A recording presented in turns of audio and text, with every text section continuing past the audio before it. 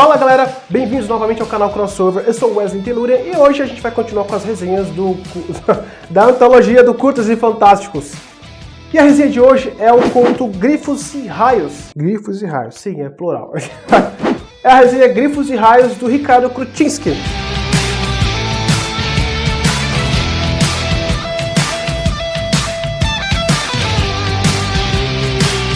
O professor Moresco estava super de boa em seu escritório, que fica em uma universidade, até que uma visita indesejada carregada de problemas surge à porta, que no caso é uma amiga dele de muita data. No entanto, a ideia dele de livrar uma velha amiga de uma enrascada acaba criando uma reação em cadeia que pode pôr em risco a sua reputação, mas também a liberdade e a sua própria vida.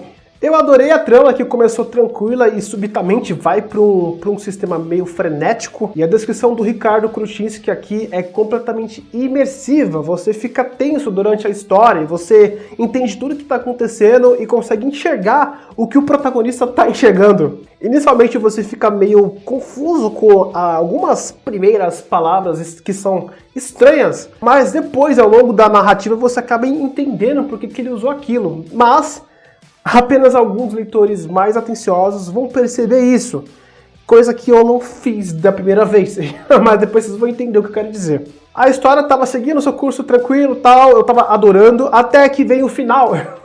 Eu imaginei que houvesse um Deus Ex Machina, porque apareceu muito aquelas cenas de Senhor dos Anéis em que um grifo, uma águia do Gandalf aparece para ajudar os personagens no momento de perigo caótico que não tem como escapar. E surge, então, esse Deus Ex Machina. Mas a história continua e aquilo deixa de ser um Deus Ex Machina para ser um plot twist. O professor Moresco foi traído pela Kenara, por dinheiro.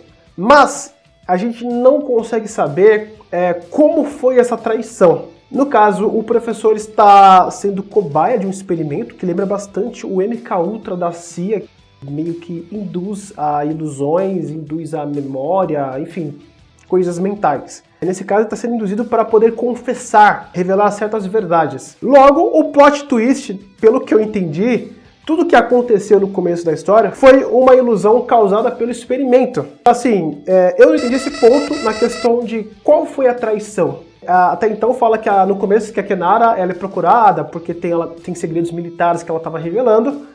E ela chega no laboratório dele, aí ela foge e tem guardas que vão atrás dele. No caso, estão procurando ela, mas vão no escritório dele. Até então ele não tem nada a ver. Mas ele ataca os guardas e acaba virando um procurado. Só que depois ele acaba sendo capturado pelo pessoal do experimento. E tudo isso eu achei que fosse real. Mas eu entendi que foi tudo ilusão. Então assim, a única dúvida que ficou foi essa, que é essa ponte de ligação de qual foi a razão, o motivo, o porquê de ela ter traído ele. Na verdade, não sei nem o porquê, né? Ela traiu por dinheiro, mas como foi essa traição? O único ponto que eu consegui achar para poder falar que ela traiu ele foi levar os guardas até o escritório dele. Mas é um pouco estranho também um professor que tem um local fixo para dar aula, o pessoal ter tanta dificuldade de encontrar ele, não faria tanto sentido.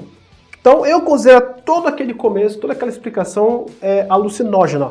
E aliás, tem uma segunda coisa que é que quando ele confessa, o professor está confessando, o cientista ali, o Weston, que fala com ele, diz para ele apenas confessar e falar qual foi o teor da conversa que o professor teve com a Kenara. Ou seja, ele vai confessar, mas não fala o que eles conversaram ou a que se deve essa conversa. Até porque lá no escritório, lá na ilusão, eles não tiveram nenhuma conversa que houvesse sigilo ou que fosse muito importante a ponto de pôr em risco a vida deles. Faz sentido se fosse uma conversa em outra época, em outro momento, mas ela não é mencionada.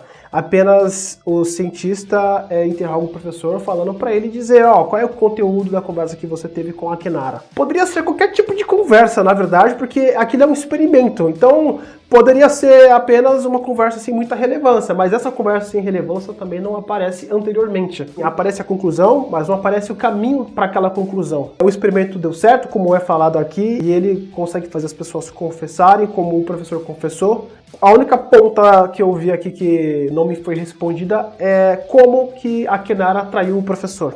Uma coisa que eu achei genial aqui que o Ricardo Krutinsky colocou na narrativa é que ele usou certas descrições exóticas e inicialmente eu falei, cara, você tá louco? E depois eu destaquei a palavra louco e adicionei a história, mas isso eu só percebi no final, quando eu entendi que as reações que o professor estava tendo eram alucinógenas, ou seja, a loucura é do professor. Então, toda a descrição aqui é em razão da experiência que ele está sentindo, e ele passa isso para o leitor. Então, claro que a primeira descrição a pessoa só vai perceber na segunda leitura, já sabendo mais ou menos o que vai acontecer, ou se ele tiver justamente essa informação de que tudo aquilo é uma alucinação. Porque ele fala, a voz do fulano de tal soou vermelha. Eu falei, como que uma voz pode soar vermelha? Uma voz vai soar com cor.